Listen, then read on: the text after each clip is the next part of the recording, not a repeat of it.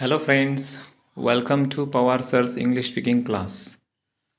Today we are going to see some sentences for practice. आज आपण सरावासाठी काही वाक्य बघणार आहोत. या वाक्यांवरून तुम्ही स्वतःचे वाक्य देखील बनवण्याचा प्रयत्न करायचा आहे आणि भरपूर सराव करायचा आहे. बघूया तर पहिलं वाक्य आहे.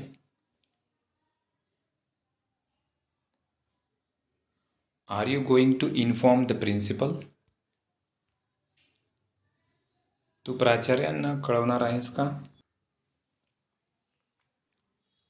R they going to meet the minister? ते मंत्र्यांना भेटणार आहेत का? म्हणजे तसं त्यांनी पूर्वीपासून ठरवलं आहे का? Is your uncle going to sell the old house? तसं त्यांचं प्लॅनिंग चालू आहे का बॉस? तुझे काका जुने घर विकणार आहे का?